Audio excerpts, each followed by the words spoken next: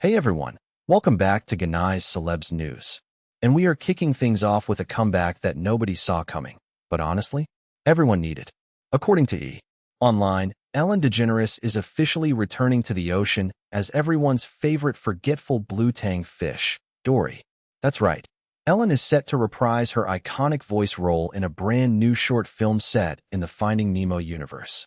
Now, this is a big deal because it marks her first acting gig in about 5 years, since 2021. After stepping away from her long-running daytime talk show and largely staying out of the spotlight, it seems like Ellen is ready to, well, just keep swimming. The short film will drop fans back into that beloved underwater world that Pixar built, and honestly, who better to anchor it than the character who basically stole the show? No word yet on when exactly this hits screens, but Online confirms the project is in motion. Ellen's return is sure to spark a lot of conversation, and we are here for every second of it.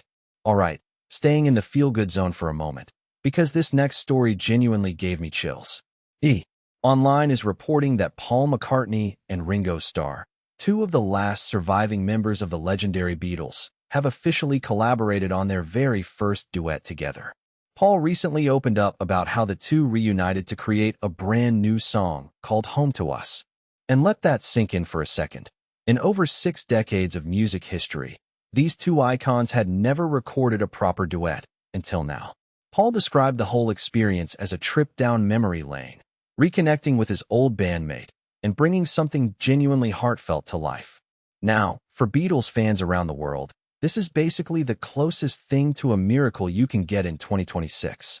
Two legends, one song, and a whole lot of history behind it. Online has the full breakdown of how this reunion came together, and it is a story worth reading. We'll drop the link in the description. Incredible stuff.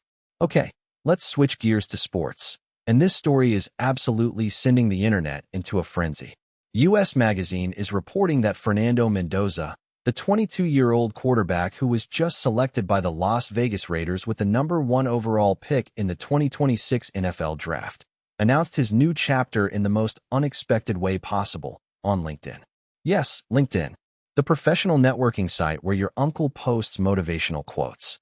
While most top draft picks are popping bottles and posting highlight reels on Instagram, Mendoza went straight to LinkedIn to share the news with his network like he just landed a corporate internship. And the internet absolutely lost it. The post went completely viral, with fans, athletes, and business professionals all flooding the comments.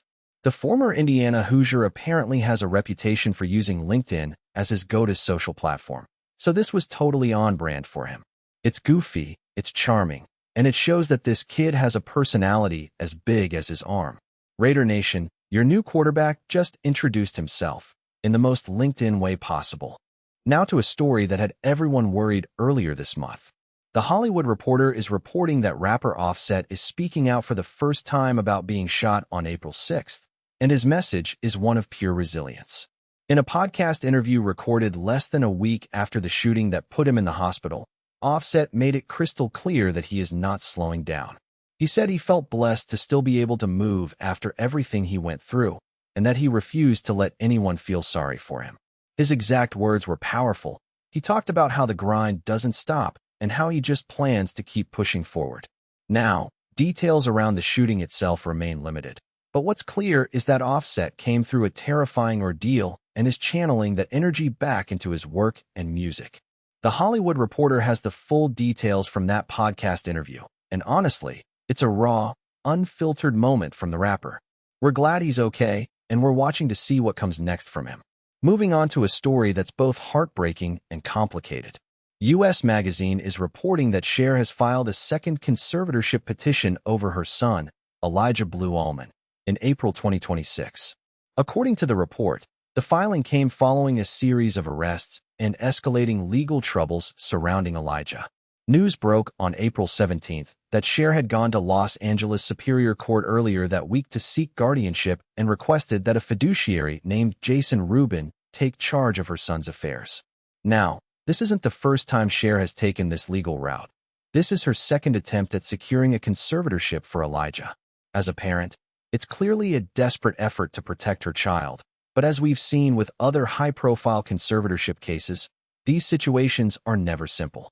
U.S. Magazine has the full breakdown of what this petition covers and what it could mean for Elijah going forward.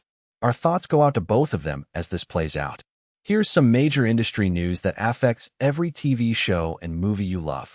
The Hollywood Reporter is reporting that the Writers Guild of America has officially ratified a brand new 4-year contract deal with the major studios, and the numbers are staggering. Over 90% of WGA members across the country voted to approve the deal, which is an overwhelming show of solidarity. But here's the headline within the headline. The agreement injects a whopping $321 million into the union's health plan, which had been in serious financial trouble. That is a massive win for writers and their families. This deal comes after the WGA's historic strike in 2023 that reshaped the entire entertainment industry and signals a more stable, though always evolving, relationship between Hollywood's creative workforce and the studios. For viewers at home, this is great news because it means the writers behind your favorite shows have better security going forward. The Hollywood Reporter has the full breakdown of what's in the contract, and it is worth a read if you're into the business side of Hollywood. And finally, we want to cover a story that carries a lot of weight. As the Michael Jackson biopic Michael opens in theaters, the Hollywood Reporter is reporting that James Safechuck, one of the key subjects from the documentary Leaving Neverland, has issued a public message to abuse survivors. Safechuck used this moment, with all eyes on the Michael Jackson legacy once again, to reach out to others who may have experienced similar trauma and encourage them to speak out. His civil trial against the Michael Jackson estate is also reportedly set to proceed next year, keeping this deeply complex legal and emotional saga in the public eye. The opening of the Michael biopic has reignited fierce debate among fans, critics, and advocates, with strong opinions on all sides.